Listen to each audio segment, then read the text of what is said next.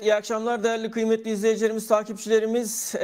Süper Lig 2024-2025 sezonunun 5. haftasının derbisi Trabzonspor-Beşiktaş maçı.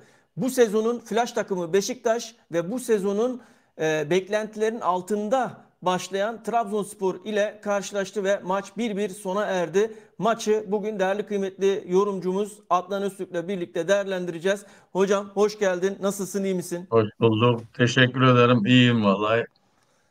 Bugün işte iyiyiz. Dinlendik biraz. Hocam Süper. Ligler saunadaydın devam bugün. ediyor. Saunadan geldin. Evet.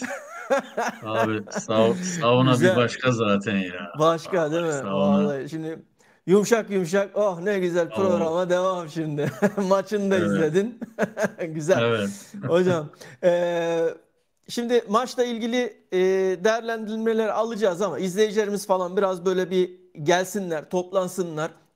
Biz bu arada bu haftanın şöyle söyleyeyim daha doğrusu beşinci hafta sonunda Galatasaray, Başakşehir, Beşiktaş işte maç eksiği olan takımların önünde Fenerbahçe şu anda puan tablosunda lider 13 puanla.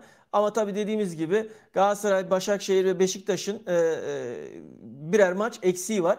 Onlar da maçlarını Salı günü oynayacaklar. Galatasaray Salı günü oynayacak maçını. Dolayısıyla o 5 haftalık periyot o zaman tamamlanmış olacak. Hocam bu erteleme maçlarında yeni gelen transferler oynamayacak değil mi? Böyle bir Yok, e, statü gereği oynayamıyor. statü Evet, gereği oynayamıyor. oynayamıyorlar. Evet. Bunu da bildirelim, Evet. söyleyelim. Tabii. İzleyicilerimiz belki bilmeyenler vardır diye düşünüyorum. Olur ya varsa eğer bilgi olarak da vermiş oluruz. Ee, Yayınımızı beğenip kanalımıza da abone olursanız şöyle bir 3000 bandına doğru da yayınımızı çıkartırsak arkadaşlar 3000, 4000, 5000 daha fazlasıyla beraber sizlerle güzel işler çıkartacağız diye düşünüyorum. Hocam maçla ilgili başlayalım. Senin düşüncelerin neydi? Trabzonspor taraftarı bugünkü oynanan maçtan memnun galiba. Şimdi memnundur diye düşünüyorum. Çünkü Çok memnun. Çok çok memnun. memnun. O kadar pozitif, o kadar güzel bir oyun çıkardı ki Trabzonspor istekli bir oyun çıkardı ki belli ki Şenol Güneş dokunuşları kendini hissettirdi bugünkü maçta ki hoca değişikliğinden sonraki derbi maça çıkması aslında bir dezavantaj olabilirdi. Avantajdan ziyade ki tek avantajı kendi saha ve seyircisi önünde olmasıydı. Ama Şenol Hoca iyi çalışmış belli. Oyuncularını da ya zaten birçoğu Şenol Hoca'nın şeyini biliyor. Sadece yabancılar bilmiyor. Yani yabancılar üzerinde biraz bir anlatması gerekiyordu oyun sistemini. Ofansif bir oyun sistemi, önde basan, topa hakim bir ofansif sistem oyunu. Yani Gegenpress oyununu oynamayı arzulayan bir Trabzonspor istiyor Şenol Güneş. Senin düşüncelerin nedir hocam? Sen neler izledin, neler gördün? Şimdi zaten Şenol Güneş'in gelmesi e, Trabzon şehrine ve Trabzon taraftarına bir pozitiflik vermiş, bir enerji vermiş. Bu zaten çok açık belli. Zaten Trabzon'un çocuğu, Trabzon'un altyapısında oynamış. Yıllarca Trabzon'da emeği geçmiş, hocalıklar yapmış bir futbol adamı. E, Şenol Hoca'nın bu kadroyu kurmamasına rağmen, yani bak Abdullah Hoca kurdu bu kadroyu, kurmamasına rağmen çok pozitif dokunuşlar olmuş kadroya yani. Kadroya Şenol Güneş dokunuşları olmuş. Aslında Banza geldi Trabzon'un hocam. Banza'nın gelişi tabii hatta Vişka'nın da kırmızı kartla oyundan çıkmasından sonra 10 kişi kalmasıyla beraber çok iyi de bir eksik direnç oynadı hocam. gösterdi. Yani Tabii. evet çok Beşiktaş bastırdı ki doğal zaten normal ama iyi direndi yani değil mi hocam? Evet, aynen öyle. Şenol Güneş'in yani etkisi belli oldu. Zaten Beşiktaş'ın da Şenol Güneş'ten korkuyordu zaten bu maça çıkmadan önce. Yani Beşiktaş'ın en büyük korkusu Şenol Güneş gibi Beşiktaş'ı çok iyi bilen bir hocanın şu anda rakip takımın başında olması Beşiktaş'ı endişelendiriyordu. Yani bu çok açık net belliydi. Beşiktaş Şenol Hoca'dan yani çekiniyordu. Şimdi maçın tabii içeriklerini anlatırız, konuşuruz. Maça çok eksik başladı. Yani çok acemice bir hareket gördü Vizca. Yani o Vizca'ya Çok yakışmayacak bir acemiydi hareketler. hocam Ya ya. Yani daha oyunun başında 12-13. dakikalarda yani neredeyse 90 dakika neredeyse 80-90 dakika eksik oynadı. Yani Vizca'ya yakışmadı. Vizca gibi bir futbolcuya yakışmadı. Çok tecrübeli ve Vizca'ya da Trabzon'un ihtiyacı vardı bugünkü maçta. Yani Vizca Evet, gibi kaliteli ayaklara çok şey var. İhtiyacı vardı. Abdullah Hoca olsaydı hocam bu maçı Beşiktaş alırdı, bak söyleyeyim. Çok açık alırdı. söylüyorum. Abdullah Hoca olsaydı Beşiktaş bu maçı alırdı. Farklı da alabilirdi, bak söyleyeyim. Sonuç önemli değil. Farklı da alabilirdi. Ama Beşiktaş'ın karşısında Şenol Güneş'e dayandı yani. Şenol Güneş'e tosladı derler, işte duvara tosladı. Evet, Şenol Hoca gel evet. hocam, bazen çok iyi kadron olur. Hocam bunu karma yapamaz. Hocam bunu oynatamaz. Ama öyle hocalar var. Gerçekten yani iyi transferdi. Mesela 4-5 futbolcuya bedel bir transferdir hocanın transferi. İyi bir hoca her zaman bir takımlara lazımdır. Onun için Trabzonspor bugün gerçekten çok diri oynadı. Beşiktaş beklenen oyunu oynamadı. Bence birkaç futbolcusu iyiydi ama diğerlerinden tam beklenen performans göstermedi. Uğurcan iyiydi. Kaleci Uğurcan iyiydi. Uğurcan'ı da beğendim ben. Uğurcan zaten hocam, ben gerçekten Muslera'dan sonra Galatasaray'ın kalesine yakışacak bir futbolculardan, Altay'la beraber yani Uğurcan'ı da yakıştırıyorum. Ben seviyorum bu tür kalecileri ya. Trabzon gerçekten 90 dakika 10 kişi oynadı diyeyim, ben öyle diyeceğim. Çok direndi, dayandı. İyi futbolcular var, iyi ayakları var. Trabzon biraz daha kendine gelirse, Ocağa kadar kendini atarsa, Ocak'ta birkaç transfer daha Şenol Güneş yaptıracak bu takıma zaten hocam. İyi bir golcü de alacak, alır. Gerçi kötü golcüler de yok zaten Trabzonspor'un. Ama işte Şenol Güneş de dokunuş yapmak istiyor transferlerde yani. Çünkü Şenol Güneş'in de istediği futbolcular vardı tabii. Vizca bugünkü hareketiyle bu önemli maçta bence belki Trabzon'daki şeyin de sonuna getirebilir yani. Onu da Ya söyleyeyim. zaten Viska, Olmaz. Viska, Viska Abdullah Avcı'nın şeyi yani biliyorsun Abdullah Avcı'nın transfer ettiği, getirdiği, işte güvendiği, inandığı bir oyuncu. Dolayısıyla tabii Evet. bugün kritik bir karşılaşmada, Beşiktaş karşılaşmasında görmüş olduğu kırmızı kartta açıkçası gerçekten takımı ve takım arkadaşlarını zor durumda bıraktı. Yani çok acemiceydi. Arkadan Çok acemi. gelip Çok yani acemi ya. o topa o şekilde. Hocam orada bir kırmızı kart var ama bir de mesela e, Beşiktaş'ın yaptığı vardı, evet. Bileğe Beşiktaş'ın da basmıştı. yaptığı vardı. Tabii. Sanırım Masuaku yaptı onu. Sarı Şimdi kart hatırlamaya gösterdi. çalışıyorum. Evet. Masuaku, evet. Masuaku'nun yaptığı harekette aynı şekilde kartı göstermedi hoca. Dolayısıyla Yani ben şöyle yorumluyorum hocam onu. E, Vizca'nın yapmış olduğu hareket direkt arkadan, ama Masuaku'nun yapmış olduğu yandan geldiği için, yandan. yan geldiği için orada bence herhalde bir takdir hakkı kullandı hoca. Sarı ve kırmızı Evet. olarak. Onun dışında açıkçası sert bir hareketti yani. Ya ben bir de şeyi Ama anlamıyorum. Hocam çok üzülüyorum. Bir de şeyi anlamıyorum. Ya bu oyuncular bu sene üzerinden özellikle ve yani geçen sezonun sonlarından başladı ve bu sene yine devam ediyor. Ya şu oyunculara ayak basma olayını falan artık bitirin ya. tabii. Ya bunu hakemler de görmesi lazım. Hakemler yani bazı pozisyonlarda hocam inanılmaz atlıyorlar. Evet, şunu istiyoruz. Diyoruz ki oyun çok durmasın, çok fazla VAR'la iletişime geçilmesin, çok fazla oyun kalitesi düşmesin istiyoruz ama yani maalesef bugün aynı şey oldu. Ya bu bizim gündüz Kasımpaşa Fenerbahçe maçında da aynı hakem hataları oldu. Bir tane pozisyon var ki Tabii. e, yani Salih kafaya yükseliyor. Salih'in yükseldiği kafada yükselirken eli topa değiyor. Hakem onu şey olarak görüyor. Faul öncesinde faul olarak görüyor ve şey veriyor. Yani halbuki hava topunda faul, neyin faulü, ben onu anlamıyorum. Yani hakemler hocam, bizim Türk hakemleri inanılmaz derecede performansları düşük. Yani bizim en büyük şeyimiz, sıkıntımız hakemler hocam bana göre yani. Gerçekten oyunu Tabii çok tabii. durduruyorlar. VAR'dan çok müdahale var. Yani maçın içine ediyorlar tabiri caizse yani. Her maçın içine ediyorlar yani. Evet hocam. Hocam hakemlerin çoğu iyi değil zaten ya. Gerçekten bunları biliyoruz. Çoğu torpilli hakem. İnan o spor yarışmalarını ön elemeleri geçemeyen hakemler şu anda hakem ya. FIFA kokartı verdiler. Yani biz bunları herkes biliyor. Biliyoruz da. Ama işte babadan oğula, oğuldan babaya, dedeye geçen bir sistem var Türkiye'de biliyorsun. Bu hala devam ediyor. Mümkün değil düzeltmezler hocam. Mümkün değil düzeltmezler. Onun için yani ne diyeyim ben? Hakemlere Allah yardım etsin. Bu ama bugünkü maçta bak Trabzon maçında hakem Beşiktaş'a kırmızı kart görmek için hep şey aradı. Arayış peşindeydi bak söyleyeyim. Ya hocam Mourinho da çıkıyor ki her maç sonrasında bak her maç sonunda Mourinho çıkıyor Galatasaray'a sürekli kart kart kart kart meselesini konuşuyor. Şimdi diyor ki Evet. çıkmış bugün de basın açıklaması yapıyor. Basın açıklamasında neymiş efendim? Umarız haftaya oynanacak maçta Tabii eşit çıkarız. Yani onun hazırlığını psikolojik yapıyor. olarak Onun hazırlığını yapıyor. hazırlık Evet. yapıyor.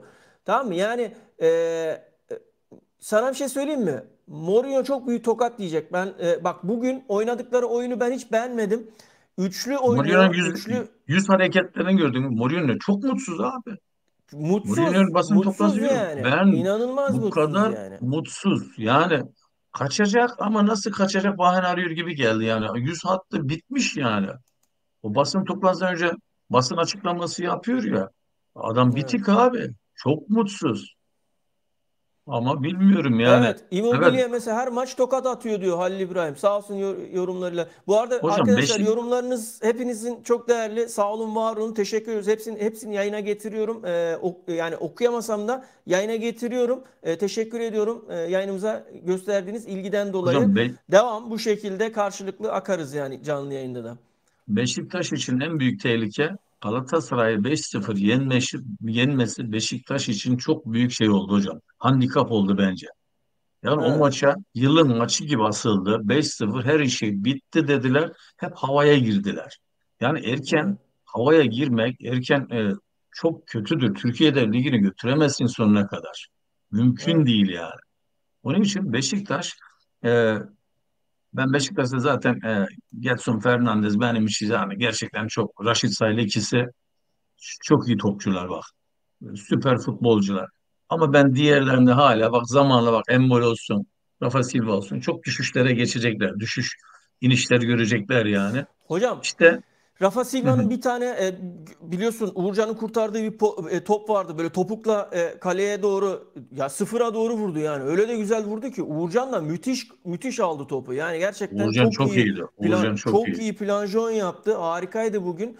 E, Şimdi bu tip oyuncular yani Silva üzerinden konuşuyorum. Bu tip oyuncular ne zaman ne yapacağı belli olmuyor hocam. Ama Gegenpress oyun sisteminde yani önde basan takımlarda ve birebir markaja aldığında da kitleniyor hocam. Yani çünkü Tabii. takımın pas geçiş oyununda pası yapacak kişisi ayağı bu yani. Neticede bunu kitlediğin anda ki zaten belli Şenol Hoca sürekli oyunculara bunu söylemiş. Yani Immobile'ye pas gitmesini engelleme Heh, heh, yönünde veya onun tabii. şutlarını, Silva'nın şutlarını engelleme yönünde yapılan her hamleyi, yapılması gereken her hamleyi hoca anlatmış oyuncularına antrenmanda. Belli ki bugün de başarılı oldu. Ha 10 Şenol kişi Hoca da kalması kurt hoca çok hocam. kötü oldu. Tabii tabii Şenol Hoca Şenol da Hoca kurt hoca ligin ya. içinden Tabii. geçebilecek bir hoca. Ama Tabii tabii. yaşlanmış hocam be. Yaşlandı, zayıflamış, Yaşlanmış, yaşlandı. zayıflamış, böyle bir Şey, yüzü falan yaşlılık şeyine enerjisi girmiş gitmiş. yani. Enerjisi Evet. gitmiş evet. Evet, Evet evet, evet maalesef yani. yani. Evet Yaşlanıyorlar maalesef. hocam yani. Biz çocuktuk onlar futbolcuydu düşün yani. Evet. Biz geldik 29 yaşına düşün. Evet. Ben de evet dün sonradan ay, 29. Sonradan düştük. Geceler saymazsak doğru yani. Aynen geceleri saymazsak 29'dayız. Bu arada Bursa'ya ondan sonra Batum'dan izleyen var. Herkese selam olsun. Arkadaşlar kim nereden izliyor yazarsa biz de bakalım kim nereden yayınımıza katılıyor. İzlemiş oluruz, anlamış oluruz. ve oradan Şehirleri, buradan ilçeleri görelim. herkese, Evet, evet, şehirleri yani görelim. şehir ilçe mesela yazarsanız sevinirim. Sonra Evet. maçla ilgili de yine yorumlarınıza devam ederiz. Gerçekten mükemmel kalite arasında iyi maç oldu. Her iki takıma yakışır şekilde oyun İyiydi, iyiydi. oynadılar. Tebrik ediyorum. Maç iyi Selamlar oldu, evet. efendim demiş. Selam olsun bizden de. İyi yayınlar kardeşim. Mustafa abi iyi yayınlar demiş. Mustafa abi tamam peki. Gayet güzel bir maçtı. 1-1 bitmesi biraz kötü oldu ama demiş. Ya evet, yani maçın temposuna göre 1-1 Trabzon için çok iyi oldu. Beşiktaş'ın işine gelmedi e, doğal olarak. Çünkü çok hızlı girdiler sezona. Çok hızlı başladılar. E, İlerleyen haftalarda nasıl, ne şekilde reaksiyon gösterecekler? Transfer sezonu falan da bitti. Ya hocam bak, bir şey söyleyeyim mi? Şu transfer sezonunun bitmesi takımlar o kadar çok rahatlattı ki, Rahatlatır. oyuncular o kadar çok rahatlattı ki. Bak dün Okan Hoca Bizim da Okan basın Hoca, özellikle toplantısında, Okan Hoca çok rahatlamıştır. özellikle Galatasaray tarafı aynen öyle, inanılmaz rahatladılar ve Okan Hoca bence şu an yıprandı, lig evet. lig şu an başlıyor ama Yeni yani lig başlayacak, evet. yeni başlıyor yani. Ee, Keşke Uğurcan alsaydık Muslera yerine Evet. demiş. Ya Ben Muslera her yerine zaman istiyorum. şöyle, Yok, Mustera kalabilir. Sorun değil, Muslera evet. evet kalsın, sorun değil. Hatta önümüzdeki sezon Uğurcan'ı alabiliriz yani, ama Trabzon vermez diye düşünüyorum. Yani çok zor bir iş yani. O işte evet, ben de bugün maçı izlerken aklımdan geçirdim onu. Ya dedim, aslında dedim tam Galatasaray'ın oyuncusu şu anda, zamanı da geldi falan dedim, ama biraz da zor bir ihtimal yani gerçekten. Zaten Trabzon E, yıllardan bu yana çok iyi kaleciler çıkarmıştır. Bak, Şenol Hoca bunun başında zaten. Çok iyi kaleciler çıkarmıştır. Aslında Galatasaray ciddi ise Trabzon'dan futbolcu alır. Galatasaray'la Trabzon'un bu türlü alışverişleri iyidir yani. Ee, Uğurcan da ben Galatasaray'a gitmek istiyorum dediği zaman oradaki şeyi bitmiştir, biter zaten.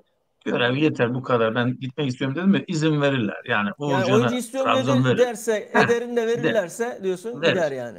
Verirler, izin Anladım. verirler yani. Evet. Kenan Giresun merkez demiş. Sağ olasın Kenan. Teşekkür ediyorum Kenancığım. Giresun'un da fındığı çok kalitelidir bu arada. En kaliteli fındık Valla Giresun'undur. Tabii. eminim Kenan fındıkları toplamıştır ya. Fındıkları Zula'ya Toplandı. atmıştır Fındıklar şimdi. toplandı. Evet. Halil İbrahim Maraş'tan selamlar demiş. Selam olsun Halil İbrahim Maraş'a da. Ee, e, Sonra Kenan 2 hafta çok iyi oynadılar demiş. Hulusi Ankara kardeşim demiş. Ankara'ya selam olsun. Ondan sonra İsa gördü. Trabzonspor iyi oynadı demiş. Evet, topladık diyor Kenan. Rafa ve Getson çıkart. BJK sıradan bir takım olur. Bir de Masuaku. Bak, Masuaku'yu Aynen, aynen. eklemeseydim ben ekleyecektim Halil. Evet. Ben diyecektim. Ben Masuaku'nun, dikkat ediyor musunuz? Mesela her maçta bir iki tane böyle sert şut çıkartıyor hocam. Yani böyle kaleyi yokluyor. Şutları falan inanılmaz derecede Fuleli futbolcu hocam. etkili. Fuleli. Güçlü, güçlü, fuleli. Evet. Vurur yani, vurur. Evet. Onu da Tabii. cesaretlendiren Getson'un kendisi oldu yani. Getson oldu yani. Getson cesaretlendirdi onu. Ben sezon başı bir iki maçta gösterdim, o duran toplarda falan, hani Getson yanına gitti, vur falan filan, böyle onu Tabii, tabii, tabii, cesaretlendirdi tabii. ve maç içinde de bunları yapmaya başladı yani. Bazı futbolcu Ee, hocam böyle yanlış yapmaktan korkarlar. Yani işte vururum boşa gider, işte bana üzerime mi gelirler, şu mu olur diye. Bazı futbolcular bu çekingen. O özgüveni ve güveni verdiği zaman coşarlar bak. Aslında özgüven vermek lazım. evet. Evet. Bazı hocalar öyledir. Bazı futbolcuları serbest bırakır. Gördüğün her yerden vur şutu derler. O çok önemlidir yani. Aynen. Ya tabii şimdi mesela Evet. şeyi de varsa, şut özelliği de varsa vurması gerekiyor aslında. Tabii, Uğur tabii, abim tabii. gelmiş. Uğur abicim selamlar, Hoş saygılar. gelmişler Uğur Bey'e. İyi Hoş akşamlar geldin. diliyoruz. Evet. Canım abim. 170 kişiyiz. Arkadaşlar, yayınımızı beğenip kanalımıza abone olmayı unutmayın. 3000 bandını zorluyoruz ha. Yani 3000 bandını zorlayalım. 4000 5000 gideceğiz. Bu şekil freni patlamış kamyon gibi gitmemiz lazım ona göre. Sizlerin de desteğiyle. Ee, Şöyle geliyorum bir saniye. Ya sizlerin de bugün biraz böyle mesajlarınızı da okuyaraktan gidelim istiyorum. Levent Doğan, Adnan hocam Bugün de bizim sponsorlara takmışlar kafayı. Fenerbahçeliler selamlar Elazığ'dan demiş. Selam Her olsun. zaman Elazığ'dan E, selamlar. Benim ortağım da Elazığlıydı. Dün vefat eden Elazığlı. Ee, evet. Allah rahmet eylesin. Buradan Elazığlılara da selam söylüyorum. Çok severim Elazığlıları. Çok dostlarım var Elazığlı. Benim eski ortağım dün vefat etti. Dün bahsetmiştim. Allah rahmet Elazığlıydı. eylesin Yani hocam. Elazığlıyım Evet. deyince Levent kardeşime buradan da söyleyeyim. Elazığ'a da selam. Evet, maalesef bizim her şeye bahane buluyorlar zaten hocam. Bu troll hesapları işte özellikle Şimdi ben Fenerbahçe onunla tarafında ilgili ben tabii canım. onunla ilgili Galatasaray basın mensuplarına gelen bir yazıyı okuyacağım. Ben de içindeyim, dahilim yani. Evet. Yazıyı okuyacağım. Bir yazı geldi onunla ilgili. Biraz sonra okuyacağım. Oradan anlarız zaten sponsorlukla ilgili. Başkan yardımcısı ve sponsorlardan sorumlu yönetim kurulu üyesinden bir yazı var bize. O yazıyı Hı hı. biraz sonra arkadaşlarla birlikte paylaşacağım, okuyacağım burada. Olayı anlamış oluruz. Hep birlikte anlamış oluruz. Şimdi buradan tabii Levent Bey'in de şeyine cevap vermiş olayım yani sorusuna. Yani yazısına. Kenan musluğu açtın yine teşekkür ediyorum. Sağ olasın, var olasın. Çok sağ ol, eksik olmayasın. Teşekkür ediyorum. Ee, Trabzon almasaydı 10 kişi kalmasaydı maçı alırdı. Beşiktaş şanslı bence Tabii demiş. çok değişik Aynen olurdu. 10 öyle. kişi Çok kalmasaydı değişik çok olurdu. Evet. tabii çok değişik olurdu. Aynısını Ondan diyorum, evet. sonra Allah ne demiş? Kenan Şenlik Can Dost selamlar sevgiler olsun. Allah bin kere razı olsun Can kardeş demiş. Evet. Ondan sonra böyle hepsini böyle okuyamayacağım arkadaşlar. Şey bölünmesin yayın. İsterseniz ben şeyi okuyayım ya. Yazıyor Şimdi oku sen. Yazıyor, yazıyı mesaj oku. okuyorum ben. Arkadaşlar bu yazı bugün Galatasaray'ın basın mensuplarına gelen bir yazı. Ben de içerisindeyim. Ben de dahil olduğum için e, yazı bana da geldi. Ben okuyayım sizlere. Olayı anlamış olursunuz. Değerli basın mensupları. Bildiğiniz gibi kulübümüz bir çevrim içi spor haberleri platformu olan meritking.news ile formamızın sırtı da dahil sair reklam ve tanıtım hakları kapsayan bir sponsorluk sözleşmesi imzalamıştır. İmzalanan sözleşmenin teknik detaylarını bu akşam yapılan KAP açıklamamızda görebilirsiniz. Aşağıda paylaşılan linkte görülebileceği gibi Serie A takımlarından Torino, Meritking.news ile 5 Eylül 2024 tarihinde yapmış olduğu sponsorluk anlaşmasını hoş geldin Meritking.news yeni belgesel bilgi eğlence sponsorumuz olarak duyurmuştur. Kaldı ki bu sponsorluk duyurusu öncesi 31 Ağustos 2024 tarihinde Adana Demirspor ile Adana'da oynadığımız ve 5-1 kazandığımız Trendyol Süper Lig müsabakasında saha kenarı reklamlarındaki müşterileri arasında Meritking.news markası olduğu görülmüştür. Bundan bağımsız olarak kulübümüzün istinasız tüm sponsorları ile yapılan sözleşmelerde Galatasaray'ın itibarını koruyacak hükümlerle birlikte sözleşmenin ne amaçla, hangi marka ile ve nasıl bir münhasırlık çerçevesinde yapıldığına yer verilmektedir.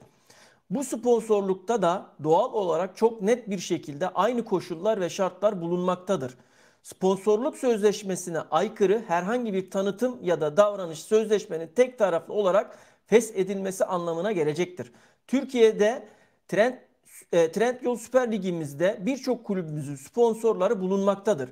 Sadece Galatasaray olarak bizim 2024-2025 sezonunda sponsorluk işbirliği imzalamış olduğumuz firma sayısı 40'ın üzerindedir. Diğer tüm sponsor kulüpleri gibi biz de sponsorluk sözleşmelerini yaparak kulüp çıkarlarını koruyacak maddeler içeren sponsorluk sözleşmeleri yapmaktayız. Bu anlamda tüm kulüplerimizin yaptığı sponsorluk sözleşmelerinin de aynı özen ve dikkatle ele alınması gerektiğini düşünüyoruz. Galatasaray olarak her türlü işbirliğinde kulübümüzün tüm çıkarlarını koruyacak şekilde gerekli önlemlerin alınarak çalışıldığını bilgilerinize sunarım. Niyazi Yelkencioğlu, Galatasaray Spor Kulübü Başkan Yardımcısı ve sponsorlardan sorumlu yönetim kurulu üyesi. Evet arkadaşlar, yani yazıyı okudum size. Sponsorluklarla ilgili hiç kafanızı yormayın. Her şey istisnasız olması gerektiği gibi oluyor. Siz çıkan haberlere bakmayın. Biz yine Galatasaray olarak, Galatasaray taraftarları olarak takımımızı desteklemeye devam edeceğiz. Bu dışarıdan gelecek böyle saçma sapan, yani hiçbir insan düşünmez. Yani bir basın açıklaması olacak, bir bildiri yayınlanacak falan. Hani yani bu anlatılacak. Bunun hiç mi ön çalışmasını yapmıyorlar? Anlamıyorum. Ama maalesef birçok insan hakikaten bu tarz konulara da inanıyorlar. Ama biz yine burada doğruları anlatarak sizlere neyse bunu aktarmaya gayret edeceğiz, çabalayacağız. Mevzu budur. O yüzden herhangi bir can sıkacak bir durum yok anladığım kadarıyla. Ki olamaz da zaten, zannetmiyorum yani öyle bir şeyin asla olacağını. Bu kadar. Hocam sen ne düşünüyorsun bu konuda? Hocam zaten bu sponsorluklar falan hep bunlar kayıtlıdır. Çünkü bunlar borsa şirketleridir bunlar. Tabii kapa Yani bildiriyor hocam, zaten kapa tabii bildirdiğimiz üzere futbol diyor takım zaten. futbol takımları ama bunlar borsada hisseleri olan şeyler. Onun için öyle Evet. basit şeyler değildir. Onlar hep dışarıda. Yani ben bunları zaten şey yapmıyorum. Rakip Ya takımların kayda kendi almaya kendine gerek yok. yaptıkları. Kayda almaya Ha, gerek yok. tabii canım. Aynen öyle. Arkadaşlar Evet. sordu diye açıkladın sen yani bunu. Arkadaşlarımız, izleyicilerimiz soruyor diye. Yoksa Galatasaray yani gerçekten Galatasaray çok iyi sponsorlar buluyor. Çok iyi yani. Galatasaray hocam dünya markası. Yani e, onun için Galatasaray kıskanılan bir takım. Galatasaray başarılı bir takım. Dünyada Galatasaraylı olmayan bir ülke yoktur yani. Git Afrika'da git Galatasaraylı bulursun. Dünyanın neresine git Alaska'ya git Galatasaraylı bulursun. Onun için bu özellikle Fenerbahçe taraftarı bunu zaten bildiği için Galatasaray hep aşağıya çekmenin derdinde. Yani Galatasaray'ın eksiğini bulmanın, Galatasaray'a nasıl darbe vururum. Yani sahanın içine çıkmış zaten savaş halinde Ali Koç özellikle. Bak Mourinho'yu da buna dahil etti. Mourinho özellikle bunun için getirdi zaten. Bak Ya söyleyeyim hocam sana. geçen sene Evet. Kasımpaşa'da bizim yönetimi ya neredeyse yani stada almayacaklardı. Bugün Tabii çiçeklerle tabii. karşıladılar ya. Ya Evet olacak şey böyle. değil ya. E, Yani enteresan hakikaten ya. Hocam Turgay Ciner de işte Kasımpaşa'nın başkanı. O da onların şeyidir yani. Değişen bir Ya şey yok. evet de Aynı yani çanaktan hani yemek yiyorlar yani. aynen öyle. Yani hocam Ya işte hocam bu bizim Türkiye'ye şey. Ya bizim Türkiye'de ya işte yukarı çıkmış, ileri gitmiş bir insana biz de ona yetişelim demiyorlar. Onu çekmenin derdindeyiz. Bunu bir ara rahmetli toprağı bol olsun davum demişti. Galatasaray aşağı evet, çekin yoksa arayı açacak demişti. Hatırlıyorsun değil mi o dönemleri? Bu evet. Galatasaray Avrupa'da Galatasaray'ı aşağı çekin. Bak çekin diyor. Ya adama siz yetişseniz yukarıdaki adamı adamı niye aşağı indiriyorsun? Yani ülkenin ondan sonra geldiği hale bak futbolda. Bir tane şu anda bir forvetimiz yok. Bir kaleci yetişmiyor ülkede doğru düzgün. Bir forvet yok. Bir kanat oyuncusu kalmadı. Yok. Yani bir futbolcu yetiştiremez olduk koskoca ülkede. Çünkü niye?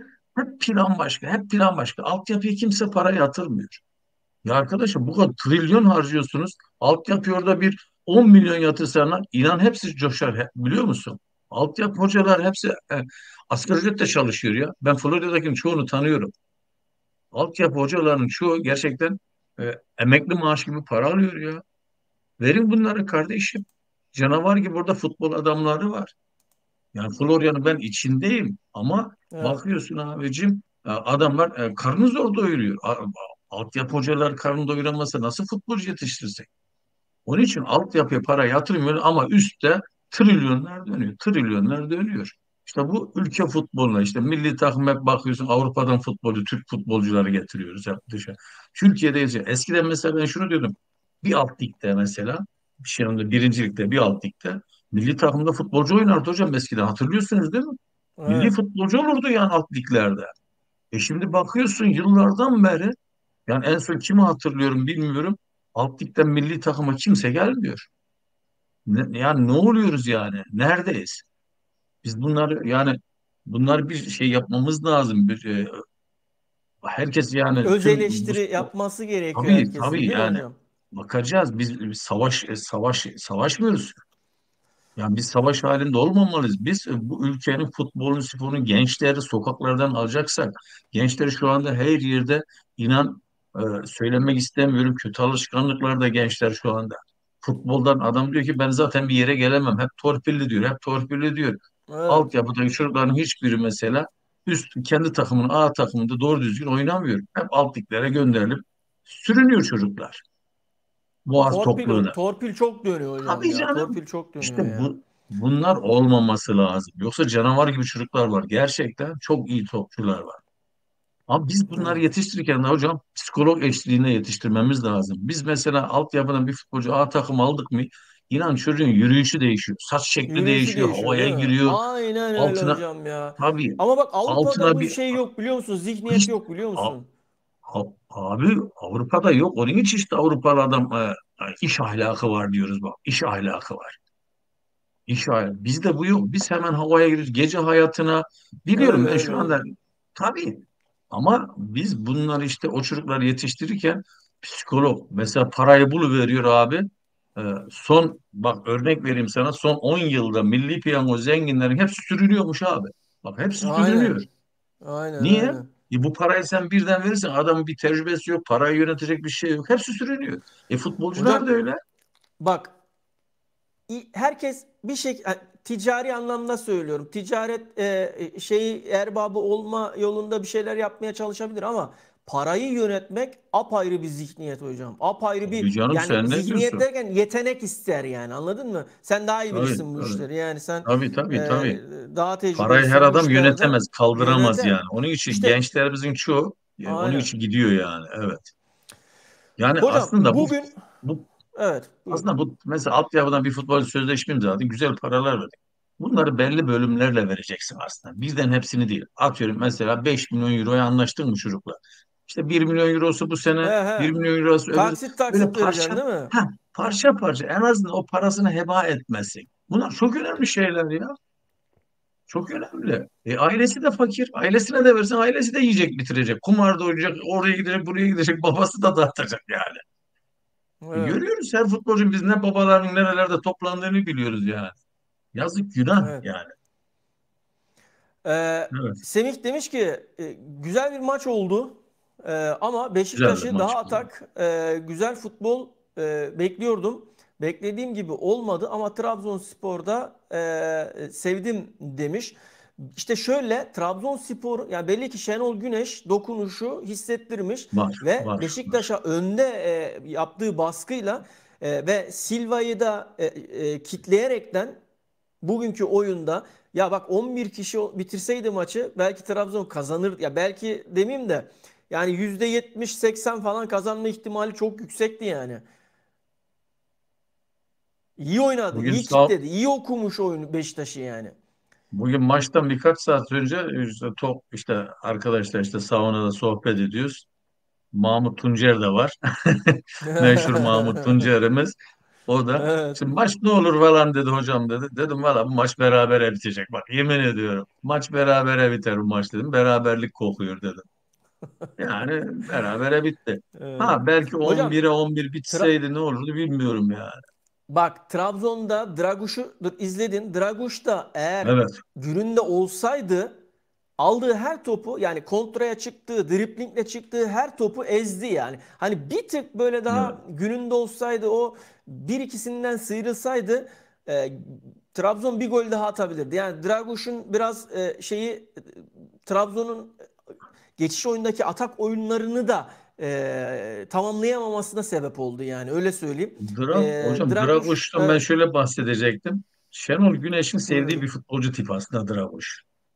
Yani Şenol Güneş belki onu Ocak ayında belki golcü de almayabilir onu yani oynatabilir yani. Çünkü Ya tabii şimdi sevdiği bir ilk futbolcu maç tipi. karşısındaki Tabii daha. Beşiktaş yani biraz böyle daha zaman tanımak Abi lazım Trabzon'a. Yani iyi bir iki takım haftada yani ama evet. tabii makas da çok açılmadan şimdi yani makas çok açılırsa Tabii bu tabii. sefer yukarıyla şeyin kopar yani şampiyonlukla bağın kopar yani. Bu sefer o da olmaz yani. Can hocalarım, Ocak ayına kadar sol açıksız dayanabilir miyiz? Ne dersiniz demiş. Adnan hocam. Barış Alper'i oraya alacağız. Barış Alper. Sağda yeni Şalai oynayacak. Sağ tarafta, sağ kanatta. Barış da solda oynayacak. E, Uğur Bey. Onları öyle idare edilir yani. Barış oynar. Solda rahat Salay oynar. bugün antrenmanda çok güzel Evet. işler Tabii. çıkarmış. Çok güzel işler yapmış. Abi ben Golünü falan da izlenece atmış yani. izleyeceğiz onu yani. İzleyeceğiz. Evet, evet. Evet. İzzet, hoş geldin yayınımıza. Teşekkür ediyoruz. Sizce Beşiktaş nasıl Beşiktaş güzel oynadı oynadı. bu maç hocam? Ya tabii Beşiktaş şimdi tempolu bir takım. E, Lige iyi başladı, flash başladı.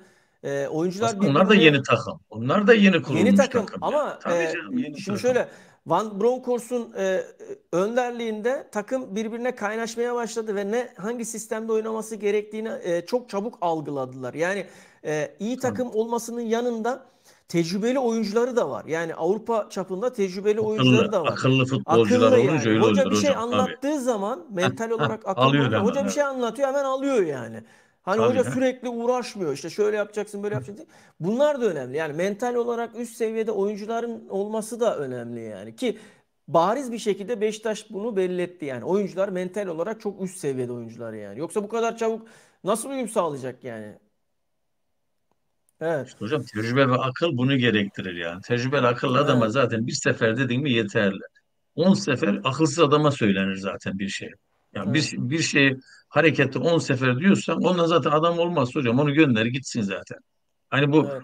okullarda, sınıflarda da öyle. Adama matematiği öğretiyor, algılamıyor. O okumaz artık. O matematikçi olmaz o. Mümkün değil yani. Eee Bülent Merman demiş ki Trabzon deplasmanı bir puan iyidir. Gayet de İyidir, iyidir. gayet de güçlü oynamak İyi ama oynadık diyor. bazen Evet, güçlü. olmayınca olmaz. Beşiktaş bu sene şampiyon olur. Güvenimiz tam demiş. Merman diyeyim. Bazen Beşiktaş nickler öyle bir şampiyonun şey oluyor ki. şampiyonun iyi adaylarından birisi tabii. Şu anda Fenerbahçe, Ya Galatasaray hocam ne tabii dedik? yani. Hep şunu söyledik. Yani 3 büyük takım. Hadi Trabzon'u da dahil edelim diyelim. Bir derbi atlattı gerçi Trabzon ama e, şimdi 3 büyük 4 büyük takımlarda şampiyonu belli edecek olan maçlar derbi maçları olacak hocam. Derbilerde tabii her Diğerleri zaman hocam derbiler. evet zorlayacak edecek takımlar olacaktır. Belki ligin sonuna doğru daha fazla böyle düşme hattında olanlar biraz daha zorlayacak edecek. Ama o zamana kadar takımlar da tam oturmuş olacaktır nihayetinde. Maç kaybetmemesi gerektiklerini zaten bilecek, anlayacak oyuncu grubu da. Dolayısıyla bana göre derbi maçları, özellikle İstanbul derbi maçları çok önem arz ediyor bu sene. Saha dışına çıkılmadığı sürece. Bir de Uğur Trabzon'un abim. İstanbul'a Hı geldiği hı. maçlarda, İstanbul'a geldiği maçlarda işte skor alması lazım. Yani şampiyonların değişebilir. Çünkü Trabzon her geldiğine yenilirse, her geldiğine yenilirse bu sefer şey olmuyor yani. Trabzon bu yarışın dışında kalır. Çünkü İstanbul derbilerinden Trabzon puan alması lazım şampiyonla ortak olması için. Çok Ya önemli işte yani. şeyi de o Evet. hani moral motivasyonu da o istek arzuyu da yakalaması lazım ki bunu ben bugün oyuncu grubunda sahada gördüm. İyiydi gerçekten istekli arzuluydu. Ya hocam demek ki isteyince oluyormuş ya. Yani hakikaten var ya yani isteyince şey Tabii oluyor. tabii. Futbolcu grubunda istemesi lazım ama hocanın ne oynatmasını da anlamaları lazım. Yani hoca rakibi bekleyen Abdullah Avcı ile beraber bu sezon mesela Trabzonspor nasıl başladı biliyor musun? Geçen seneki Beşiktaş'ın oynadığı sistem gibi başladı yani. Ne oldu? Rakip hep geride tutmaya çalıştı. Sonra geçiş oyunda uzun toplarla, uzun pivot santroforlarla gitmeye çalıştı ki uzun 4-3-2-1 pivot. oynadı zaten. Evet. 4-3-2-1 Yani oynadı. Evet. uzun pivot santroforu da yoktu Abdullah Avcı'nın. Yani Yok bütün tabii. transferler yapıldı ama pivot santroforu yoktu. Dolayısıyla bu oyun sistemini de yapamadı. Niye yapamadı? Çünkü önde senin havadan gelecek uzun topları veya işte ne bileyim atılan uzun topları karşılayacak yetenekte uzun boylu fizikli forvet oyuncun yoktu. Mesela Beşiktaş toplar hep yerden oynuyor hocam. Niye yerden oynuyor? Silva, Getson, İyi Masuaku, ayaklar var ondan. iyi Tabii teknik ayakları var ayaklar yani. var. Çok Tabii teknik teknik ayakları var ayaklar. yani. Tabii tabii. Immobile'nin mesela, anlatabiliyor muyum? Dolayısıyla Beşiktaş hep oyunu daha fazla dar alanda ve önde presle, ayağa pasla işi bitirmeye çalışan Beşiktaş da bir oyun zaten fazla sisteminde uzun bir yani. takım değil hocam. Beşiktaş da zaten fazla uzun bir takım değil. Evet, Onun için evet, mecbur orada evet, teknik ayaklar yerden oynarsa Beşiktaş daha faydalı olur zaten. Daha başarılı olur. evet. Beşiktaş çok zorlanmış. Trabzon kalenin önüne otobüs çekmiş diyor. Tabii doğal olarak şimdi 10 kişi 10 kişi kalınca ne oynadı yapacak? normal. Yani 4-4-1 oynadı. Yani otobüsü çekti. Ne yapsın? Barış Yani hocam bir de yapacak bir şey yok. Trabzon'un topunu ileri taşıyacak adam kırmızı kart gördü. Bak Trabzon'u ileri taşıyacak adam Tabii. Vizca kırmızı kart gördü. Bu çok önemli bir şey. Yani Bak, Muammer Beşik, Yılmaz da farklı bir şey söylüyor. Buyur sen anlat hocam. Sen şey yap. Ha. yani Vizca Trabzon'u rakip sahaya atan bir futbolcu. Çalım atan, adam eksilen, adam geçen bir futbolcu. Bunun eksikliğini hissetti zaten. Mecbur biraz defansa doğru çekildi. Fazla açılmadı. Evet. Yoksa açılsa fark yer. Yerdi yani fark yer. Hiç affı yok. Evet. Beşiktaş'ın ayakları iyidir yani atarlar. Şimdi Feyyaz Uçar bir şey yapmış, açıklamada bulunmuş. Rafa Silva'ya atılan tekmeler ne zaman bitecek merak ediyoruz. Kırmızı kart çözüm değil. Bu adamın futbol hayatı biterse biz ne yapacağız? Savic'in Immobile'ye müdahalesi penaltı. Hakemlerden biz de memnun değiliz. Mağdur olan taraf biziz. Mağdur olan. Bizim formamız siyah beyaz. Hakem de öyle bir forma görmedik diye bir açıklama yapmış. Ya şimdi Rafa Silva da teknik bir oyuncu olduğu için ve sürekli topları ayağında tuttuğu için çalıma giden, Darbeye driblingle maruz topla kalır beraber hocam. Darbeye maruz kalır. darbeye maruz kalır yani. Yani bu Kalır. futbol yani nihayetinde. Ha, isteye bile ayrı bir mesele. Şimdi oyuncular da tabii ki oyuncuyu kendi alanına sokmamak için yerinde zamanında mantıklı fauller yapmak isteyebilirler. Ama bazen de tabii istemeden de fauller olabiliyor. Ama şu bir gerçek, şurada katılıyorum Feyyaz Uçar'a. Hakemlerimiz gerçekten çok kötü yani. İnanılmaz kötüler yani. İnanılmaz kötüler yani. Hocam yıllardan bu yana Rıdvan olsun, Sergen olsun yılın yarısını oynayamazlardı sakatlıktan hocam. Bunlar hep Evet, sakatlatılırdı yani sakatlanırdı. Çünkü bunlar evet, teknik futbol. Topa sahip olan futbolcular sakatlanmaya elverişlidir. Devam. Bir de bizde abi öyle kazma adamlar geliyor ki transfer ediyoruz ki ya evet, bodozlama adama giriyor ya. Çok öyle kazma futbolcular var Türkiye Ligi'nde ya. Kusura bakmasınlar da. evet. Yani ben direkt adamın ayağını oynayan, direkt adamı sakatlayan futbolcu kim olursa olsun sevmiyorum abi. Çünkü o da ondan ekmeğini yiyor. O da senin meslektaşın. O adam sakatlansa bir sene 6 ay falan kalsa yazık günah. O da onun Hocam mesleği. bilinçli darbeye zaten biz kesinlikle karşıyız. Tabii Yani tabii. Olmaz yani. olmaz yani. Bunu zaten kabul etmiyoruz yani. Böyle bir şey yok. Ama sen yani şimdi oyuncu grubu da Silva'ya diyorum yani çok fazla, hadi biri yaptın tamam, ikiyi yaptın tamam, üçe falan gitme yani. Orada seni indirirler yani abi, kusura bakma yani. Seni o kadar kimse hadi buyur geç de ne istiyorsan, canın ne istiyorsan onu Yok yap diyecek demezler halleri abi yok kimse yani. demez. Kimse Evet. demez olur mu? Yani Uğur abim demiş ki Can Barış hocaların hocam Torreira yerden kalkmıyor hiç. Devamlı. Futbol topu gibi Torreira yerde oynuyor. aynen yani He? hatta bu Tabii hafta canım. yüzüne bir tane de şey attılar yani, Torreira'ya çok dirsek çok geldi hareket yani. yapılıyor evet. Aynen öyle. Can Bu türlü hocalarım şu futbolcu sene öyledir. Maruz deplasmanını kalır. kazasız belasız atlatmamız lazım. Siz ne dersiniz demiş. Ya abi tabii ki yani kesinlikle kazasız belasız atlatmamız lazım. Yani işte bak, Mourinho şimdiden başladı böyle yontmaya, Ya yani kenardan yontmaya başlamış. Onur teşekkür ederiz. Sağ olasın, var olasın. Kerem'in gitmesi Galatasaray'ı etkiler mi? Etkilemez. Yani etkiler. Galatasaray Bence etkiler mi şöyle diyorsun hocam? arar yani arar. Etkiler Hocam etkilemez şöyle, onaylamam. ama Arar yani. Galatasaray'da kafası rahat olmayan bir oyuncunun Ya Galatasaray'a gitmesi iyi oldu. Yok faydası gitmesi iyi olmadığını oldu zaten tabii. gördük yani. Ben o anlamda etkilemez diyorum. Yani Hocam zaten Galatasaray'da olsa bile kafası dolu olacak. Bak adam nasıl gidince milli takıma da faydası oldu. gittiği takıma da faydası oldu. Onu demek istiyorum. Yani Tabii, kafası tabii, rahatlamış. tabii. Okan Hoca da bunu zaten dünkü basın açıklamasında, yani bizim bir önceki canlı yayınımızda söylediğimiz kafası rahatlamış gördük biz cümlesini Okan Hoca'nın kendisi de kurdu zaten dün akşam basın toplantısında. Hocam zaten Yani sana bir şey şöyle belli ya, söyleyeyim. yani bunu Eğer zaten Kerem bu kadar gitmek istemezse, bu kadar kafası burada dolu, yani hayalet gibi, yani kafası başka yerde, vücudu orada, bu o paraya zaten satmazdı Galatasaray, bak söyleyeyim. 12 milyona tabii vermez. canım. Mümkün değil. Tabii tabii Mümkün tabii. değil. Yani artık Evet. onun burada verim veremeyeceğini, seyircilerle de biraz şeyi var, antipatik şey topladı Kerem. Evet. Onun için dediler işte ne verirsek ne alırsak kârdır diye gönderdi Galatasaray'a. Hem o kendini kurtarsın dedi. Hem de biz paramızı alalım dedi yönetim zaten. Beşiktaş'ın takım savunması iyi değil demiş. İyi İyi akşamlar değil, demiş. iyi değil. Ben Evet, iyi değil. ben açıkçası beklerinin iyi olmadığını düşünüyorum. Yani stoper tandeminde çok fazla sıkıntı olmadığını ama beklerde sıkıntı olduğunu düşünüyorum. Ben de aynı şekilde açıkçası yorum yapabilirim. Trabzonspor Şenol Güneş ile mükemmel bir uyum yakalayacak ve ligin ileri haftalarında mükemmel bir çıkış gerçekleştirecek demiş Batu'da.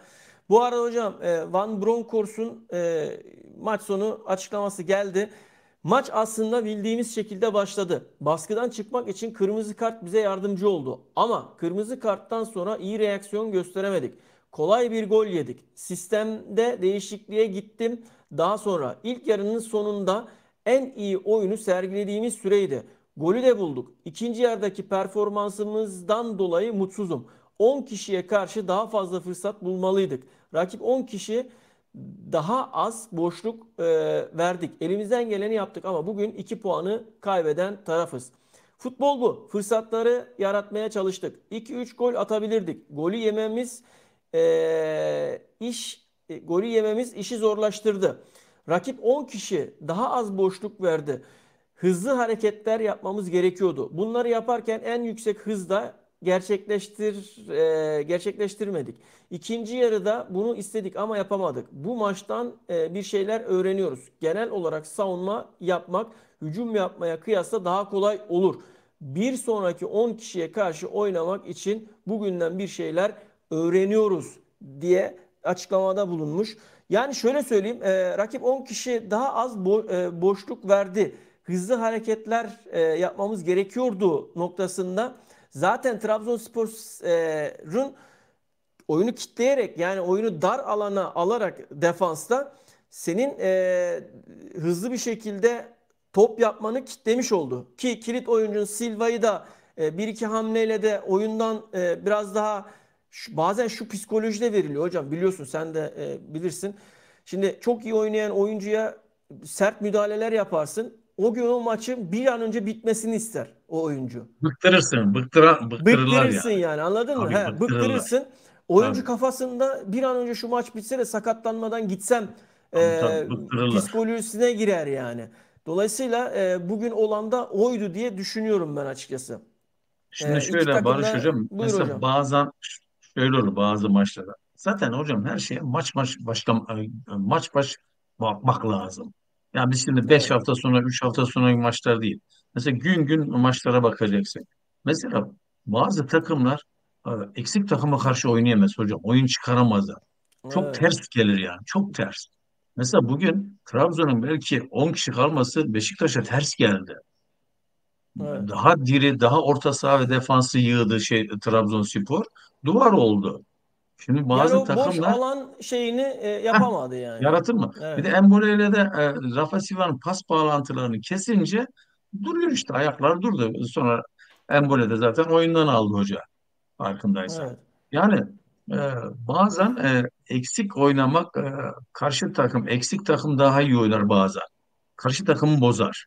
Bunlar hep böyle olmuştur. Mesela biz UEFA Kupası'nı aldığımızda Hacı'nın kırmızı kart görmesi, Hacı sonra onu açıkladı. Ben dedi bilerek kırmızı kart gördüm dedi. Takım eksik daha iyi oynayacaktı dedi. Bak, onu Ya. söyledi. Enteresan bir şeye Evet. bak yani. Bu da bir Evet. psikolojidir abi. Yani oluyor bu türlü şeyler. Beşiktaş yani kötü oynayan yoktu bugün ama kırmızı kart belki oyun şeklini değiştirmiş olabilir. İki takımın da yani. Kırmızı kart. İşte 11-11 olsa işte diyoruz ki Trabzon alır mıydı? Ya belki Beşiktaş yenerdi. Yani daha akıcı oynardı. Beşiktaş belki arkalarda daha açık yakalardı. Çünkü hücum yaptığı Evet. zaman Trabzon, Beşiktaş'ın Tabii. ayakları, pas ayakları daha diri. Mesela Gerson Evet, evet. Fernandes'in attığı gol nerelerden geldi? Pas, ara pas falan derken güzel gol attı bak. Bunlar Evet. o ayakları çok sık yapardı. Eğer belki ileriye daha ileri gitseydi Trabzon gerilerde boşluk bıraksaydı belki Beşiktaş iki üç tane atardı. Yani işte o diyoruz işte öyle mi olurdu böyle mi olurdu işte. Bugünkü maç berabere bitti. Yani neticede 1-1 bitti. Evet. Evet. Şöyle yine bir bakayım mesajlara. Mesajlarda şöyle Beşiktaş bu gece iyi değildi. Trabzonspor'a eksik oynamalarına rağmen mücadeleden dolayı başarılar dilerim demiş. Evet. Bu arada yabancı mesajlar da geliyor hocam. Sana geliyor yabancı mesajlar. Allah Trabzonspor'a yardım eylesin demiş. Peki. Ee, hocam Fenerbahçe maçıyla ilgili söylemek istediğin şeyler var mı? Kasımpaşa Fenerbahçe maçıyla ilgili. Hocam ben Kasımpaşa çok kötüydü. Hiç beğenmedim. Eski Kasımpaşa değil. Gerçekten yani biz her yayınımızda diyoruz. Üç takım ayrı, diğerleri bitmiş diyoruz. Aynısını bugün Kasımpaşa gerçekten hiç etkisiz abicim ya. Aslında şöyle baktığın zaman sahaya boylu postlu siyahi böyle iyi oyuncular görüyorum. Ama abi yani hiç yani iki topu bir araya Aslında getiremediler. sağ kanat ve forveti çok iyi Kasımpaşa'nın ama yani İyi de işte top neyi eksik taşıyamıyorlar. yapıyorlar? E, Evet, topu yapamıyorlar. taşıyamıyorlar. Yani Yani ben aynen öyle. Kasımpaşa'yı hiç beğenmedim. Yani eskiden Kasımpaşa bu maçları böyle rahat vermez. Hele gündüz maçlarını vermez yani. Çünkü büyük takımlar gündüz maçlarına alışkın değiller. Ama Evet, Kasımpaşa bilmiyorum neyi var, bir sıkıntısı mı var? E, Böyle bir şeyi yakalayamamışlar yani o birlikleri, takım ruhunu, takım olmayı daha erken mi bilmiyorum.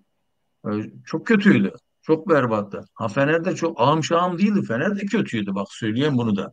Yani Mourinho'nun hiçbir katkısı yok bu takım abiciğim. Bu takım geçen sene daha iyi oynadı bence. Bak beğenmediğimiz İsmail Kartal evet, bundan daha iyi oynatıyordu.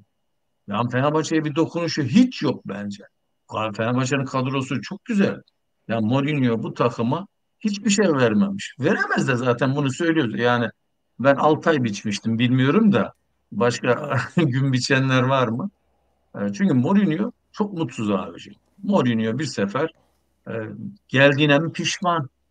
Neyine pişman bilmiyorum. Pişman gibi bir hali var. Yani yüzünden okuyorsun. Bir adam ya hocam biz de insan zarraf olmuşuz. Şöyle baktığın zaman yüz Bugün hattından basın anlıyorsun. açıklamasında soruyorlar Galatasaray maçı nasıl değerlendiriyor? Sıradan bir maç diyor yani. Düşünebiliyor Yani musun ya? daha Ya bu bitti nasıl işte. bir ego, bu nasıl bir şey ya? Ya ulan bu lafın Hocam üstüne haftaya bizimkiler var ya. Yani bir tokat yerse o zaman görür. bir çarpıp oradan güzel bir skorla dönerse o zaman anlar sıradan. Ya biliyor. Ya çok iyi biliyor her şeyi de işte. Hocam Bu Galatasaray'ı bilmez demeçler mi adam ya? evet Aa yani. Galatasaray'ı. Tabii. Hocam bu arada Galatasaray'ın da yaz transfer sezonunda gündeminde olan ve anlaşamadığı Rabiot Olimpik Marsilya ile görüşüyor. Ve 2 yıllık sözleşmeye çok yakın. Yani 24 saat içerisinde bir imza söz konusu olabilir Annesi de Rabiot'ta oradan 3 Olimpik. milyon euro komisyonunu da alır yani. Menajer Ya annesi. komisyonunu alacak. Ya hocam bir de Ya, ben ne dedim bak sana hiçbir Fransız milli takımında oynayan hiçbir Fransız oyuncu Türkiye'de top oynamaz, oynatmazlar hocam. Yani ne yaptı? Gitti yine Olimpik Marsilya Fransa'da yani Dechamps'ın açıklamasından sonra ne yaptı? Gitti orada onlarla anlaşacak. Yani ne yapacak? Galatasaray'dan istediği paranın belki üçte birine, belki yarısına transfer olacak daha yani. da azalır. Hani Daha da azalır. Tabii. ya örnek Vereceğim, veriyorum hocam. alacağım Yani fazla 1,5-2 milyon euro hocam oradan. Bak aynen. söyleyeyim sana. Olimpik Aynen Marsilya öyle. para vermez o topçulara, futbolculara. Aynen öyle. Evet bir bakalım başka neler var. 10 kişiye rağmen yenilmemek çok güzel. Şenol Hoca'yla iyi bir ivme yakalayacak gibi görünüyor. Başarılar Tabii demiş. tabii. Şenol Hoca Evet. çok çok tecrübeli bir adam abi. Yani Şenol Güneş yani biz her zaman diyoruz ya 12. takım 12. oyuncusu seyirciler diyoruz mesela 12. İnan Evet. var ya 13-15 kişilik de hocalar vardır yani. Hocaların Peki etkisi ben çok önemli. ben şu an 156 kişi var canlı yayında. Öncelikle yine rajon gereği yayınımızı beğenip kanalımıza abone olursanız seviniriz arkadaşlar. 3000'e doğru çıkmamız gerekiyor. Hep beraber el birliğiyle çıkalım, yayalım kanalımızı, paylaşalım yayınımızı. Ben bir soru soruyorum. Önümüzdeki hafta Fenerbahçe Galatasaray derbisinin skoru size göre ne olur?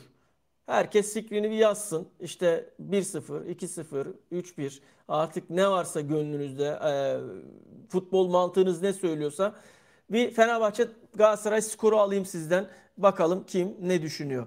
Evet Adnan Hocam, onun dışında Uğurcan'ı konuştuk değil mi? Yani Uğurcan'ın bugünkü performansını aslında sezon başı göstermiş olduğu Barış performansı. Hocam, Uğurcan'ı ben Evet, şeye benzetiyorum. Aynı bizim Kerem Aktürkoğlu. Kafası rahat olsun evet, Uğurcan. Bak kafası rahat olsun.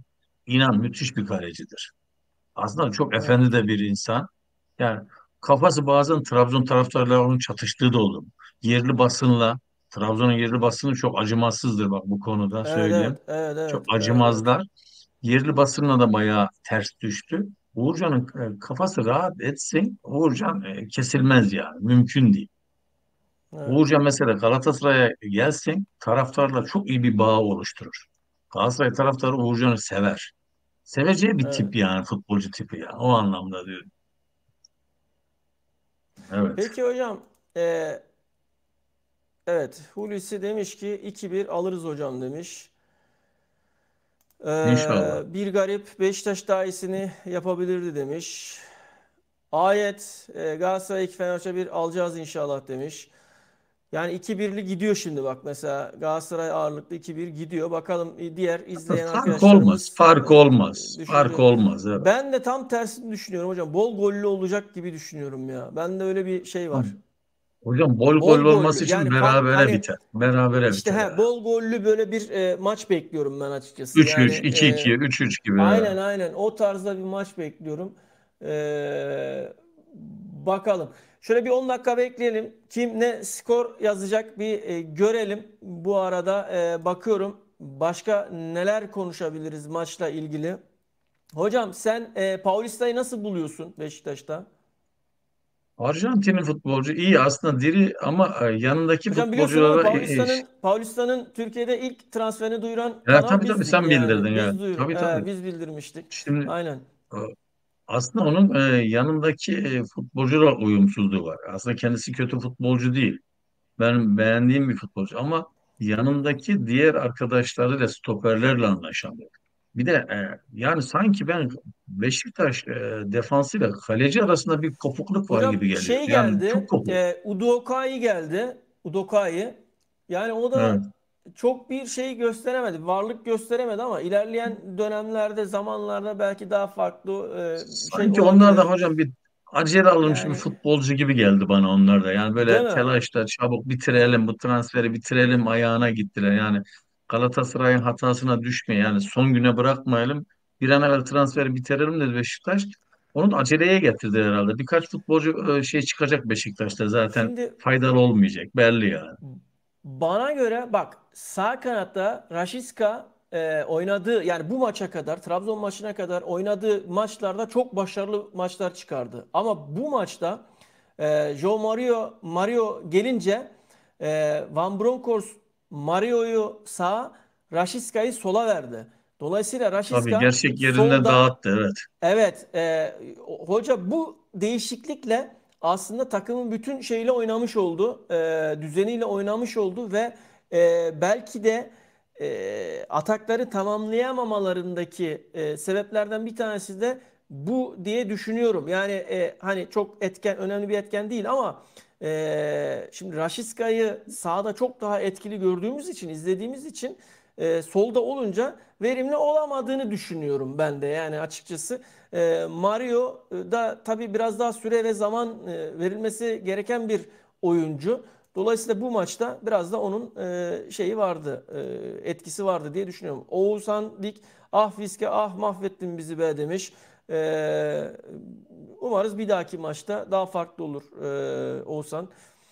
Evet arkadaşlar, Hocam Rashica buyur gibi Adnan Hocam. futbolcuyu gerçek yerinde oynatacaksın bak. Tabii, Rashica tabii, tabii. nerede başarılıysa orada oynayacağım. Çünkü Raşitsa Beşiktaş'ı orta sahayla e, forvet arasına top taşıyan, adam eksilten yani hücum futbolcusu bunlar. Bunları yerinde oynayacaksın. Ters yerde oynayamaz bazı futbolcular hocam. Evet. Mesela bazı sağ Ters ayaklar, ayaklı değil çünkü. Ters ayaklı değil tabii ki. ha. Yani. Raşitsa bak Galatasaray'da da oralarda oynayamıyor. Gerçek yerinde Evet. oynatacaksın Raşitsa'yı.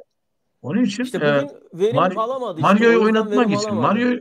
bence bu Mario'yu maçta oynatmak Mario'ya için. gerek yoktu. Beşiktaş'ın Mario'ya Bence de. ihtiyacı yoktu bu maçta. Bence de Semih'i gerek yoktu. Semih'i sola çekip bak hocam Semih'i yine solda oynatıp Raşiska'yı Aynen. sağda yerinde oynatsaydı belki bugün maçı alırdı Beşiktaş bak. Daha rahat alırdı. Yani Aynen öyle. ben bunun da bir etkisinin olduğunu düşünüyorum. Hele 10 kişi kaldıktan sonra Trabzon daha fazla atak yapabilirdi. Sağdan bindirmeleri sürekli yapardı Raşiska yani. Düşünebiliyor musun? Bugün hiç yapamadı ya. Bugün e, ta ki şeye kadar Semih girdi. Semih'i forvete aldı. Immobile'yi sola çekti. Orada bir şeyler yapmaya çalıştı falan sona doğru. Ama onda da başarılı olamadı. Bence biraz da oyunun ofansta şekliyle oturmuş oyun tarzından Orayı bozdu. uzaklaşınca Orayı hoca bozdu orayı hoca. bozdu Orayı yani bozdu. Van Bronckhorst Bozdu. bugün. Evet. Biraz da Tabii onun tabii. etkisi de olmuştur diye John düşünüyorum. Mario'ya E, yer açmak için yaptı bunu yani. Gerçek evet. bence bugün John Mario zaten hocam yani bugünkü maç onun maçı değildi. Daha onun birkaç maç daha Tabii bekletebilirdi yani. antrenmanı Acelesi falan yok. Tabii görmesi lazımdı. En tabii azından bu tabii. maçtan Tabii. sonra yani oynatabilirdi Kendi evinde şeyi. rahat bir maçta Evet. oynatabilirdi ya. Ha şimdi bir de mesela erteleme maçı yapacak. Erteleme maçında da oynayamayacak şimdi bu. Tabii oynayamayacak. Dolayısıyla erteleme maçından sonraki ilk lig maçında sahaya Tabii süreceksin. rahat Orada oynat. yapabilir. O arada anlatırsın. Raçiska'ya işte Mario'ya ona buna ne anlatacaksan bir oyun sisteminde onu anlatırsın. Orada mental olarak tam şey uymamış yani. Bir de zaten teknik olarak da Raçiska'nın ayağı ters ayak yani. Orada yapamaz yani. Evet hocam, bir saati doldurduk. Bugün yayınımızı tamamlayalım istersen. Söylemek istediğin bir şey var mı izleyicilerimize, takipçilerimize? Bugün işte bir Demirspor maçı Maçla kaldı ilgili. yarın. Yarın Evet. Antalyaspor Demirspor maçı kaldı. Lig bitti. Bugünkü benim dikkat çeken Kayseri Eyüpspor maçı 2-0 iken Eyüp 2-2 Evet. bitirdi maçı. O Evet. enteresan geldi. Evet. Yani Evet. Eyüpspor 2-0'dan 2-2 döndü. İşte lig şu anda bence iyi gidiyor. Yani biraz renklendi. Hakemler biraz Evet. ayak uydurması lazım. Hakemler Evet. ben de beğenmiyorum zaten senin söylediğin gibi. İşte bunlara dikkat etsinler. Hocam adalet olsun. Gördüğünü çalsınlar ya. Ya sorun değil yani. Kim şampiyon olursa olsun. Futbolcu sakatlanmasın burada. Burada taraftarlar sahaya inmesin. Hocam sorun burada ya. Sahaya inmesin. Seyirciler gerilmesin. Tatlı tatlı maçlar oynansın. Yani izleyelim ya. Eskiden maç izlerdik abi. Şimdi savaş mı izliyoruz, maç mı izliyoruz? Ne olduğu belli değil. Onun için bu türlü şeyler hep sahada kalsın. Hakemler de bunların ekmeğine yağ sürmesin yani bu türlü insanların ekmeğine. O anlamda diyorum. Evet. Ligler Hocam, gidiyor işte. Evet. hocam çok ilginçtir. Şimdi bir şey gördüm de o yüzden özür diliyorum senden de Yok yok virgül estağfurullah. koy diye. Ha. Şöyle ya Fenerbahçe'nin transferini Galatasaray yapıyor. Beşiktaş'ın transferini Galatasaray yapıyor. Hadi Trabzon'u biraz uzak tutuyorum. Beşiktaş ve Fenerbahçe'nin transferlerini bütün samimiyetimle söylüyorum Galatasaray yapıyor. Galatasaray'ın talip olduğu bütün oyunculara bu iki kulüp Onlar alıyor evet. yani bir şekilde yani Galatasaray anlaşamıyorsa onlar anlaşma yoluna gidiyorlar. E, Yani hani şunu anlamıyorum. Bu takımlar Fenerbahçe, Beşiktaş özellikle sadece Galatasaray'ı durdurmak için mi transfer yapıyorlar yoksa oyun sistemlerine veya kendi takımlarına uyum sağlayacak oyuncular alabilmek için mi yapıyorlar? Veya kendi oyuncu havuzlarında bu oyuncuların isimleri var mı yok mu? Ben açıkçası bunları merak ediyorum. Bununla ilgili de araştırma yapacağım. Şimdi şöyle bir durum geldi. Şayet Beşiktaş yabancı kontenjanını açabilirse Ocak ayında Zalewski için girişimlerde bulunacakmış. Yani şimdi Zalewski meselesi nereden çıktı, nasıl oldu ben bir türlü Beşiktaş'ın gündemine nereden geldi onu da anlamış değilim yani. Yani hakikaten enteresan bir durum. Yani Beşiktaş'ın, Fenerbahçe'nin transferlerini Galatasaray yapıyor resmen ya. İnanılır gibi değil yani. Hocam onun da aynı affedersin dansöz gibi bir menajeri var Zalewski'nin. Yani E, Zaten şu anda kadro dışı da bırakıldı. Sözleşme imzalamıyor takımıyla. Sözleşmesi bu yıl sonunda bitiyor. Takımı diyor ki sözleşme imzaladı. Kadro dışı bıraktılar zaten. Şartı da hocasının da şartı. Yönetim öyle talimat vermiş teknik direktöre. Sözleşmeyi imzalarsan kadroya alırım diyor. İmzalamazsan seni bu sene oynatmayacağım diyor. Öyle talimat var. E, Bu seneyi belki imzalamasa yatırarak geçecek. Alt takımda PAF takımda idmanlara çıkacak hocam. O zaman Beşiktaş mı alır, kim alır, Galatasaray geri talip olur mu bilmiyorum ama bu futbolcu boşa düştüğü zaman az paraya gelmez. Bak o menajer büyük paraya satar. Yine Beşiktaş Galatasaray 10 verirse Beşiktaş 20 verir. Yine olan bizim takımlarımızın paracıklarına olur. Yazık günah. Bu futbolcu bu kadar kıymetli değil abi. Bu paraları etmezler, gerçekten etmezler. Ama Hocam bizde ne hikmetse kulüpler var ya, gerçekten çok büyük borç batağına giriyorlar. Yani hani bu kadar yüksek hocam meblağlar girmiş inanılır zaten. gibi değil ya. Girmiş, Girmişler zaten girmiş. dediğin gibi O yani. boş Aynen öyle. batağına girmiş. Çıkamazlar da mümkün değil. Güya bir yasa çıktıydı. Hani dediler ki işte devraldığından itibaren yönetim üstüne borç yaparsan sen ödeyeceksin. Hani ne? Hep hikaye hocam. Hepsi Hikaye hikaye. hocam hepsi ya. Hiçbir şey olmaz. Yani Aynen gelen öyle. gidiyor. Şimdi Dursun Başkan bıraksa gitse ne olacak? Hiçbir şey olmaz. Kime ne oluyor? Ya hocam Dursun Başkan şimdi yani şimdi ağzımı açacağım ama yani kulübü icraya veren Tabii bir icraya başkan verdi. ya. Ha, Yani kulübü icraya veren bir başkan, şu anki başkan yani. Dolayısıyla hiç kimse alacağını almadan, kılıfını uydurmadan başkanlığı da bırakmaz hocam yani. Bırakmaz tabii. hocam yani. Evet arkadaşlar, son bir çağrıda daha bulunayım sizlere. Yayınımızı beğenip kanalımıza abone olursanız çok seviniriz. Şöyle bir 3000 bandına doğru bir çıkaralım kanalımızı. Sonra 4000, 5000 böyle yukarılara doğru hep beraber gidelim istiyoruz. Sizlerle beraber büyüyeceğiz inşallah. Ee, Her hafta 2-3 yayın yapmaya çalışıyoruz. Yapacağız inşallah bundan sonraki süreçte de. Özellikle Galatasaray ağırlıklı haberlerle sizlerin karşısında olacağız. Yayınımızı izlediğiniz, bizi takip ettiğiniz için hepinize çok teşekkür ediyoruz. Hepinize iyi akşamlar. Kalın sağlıcakla. Hoşça kalın. İyi 172 akşamlar. kişi şu Herkese. anda canlı yayındayız. İyi akşamlar Herkese diliyorum. Hoşça selamlar. kalın. Herkese iyi akşamlar. Selam olsun. İyi bir hafta diliyoruz bu arada yani sizlere Tabii, hepinize de. tabii. Sağ olun. Hoşça kalın.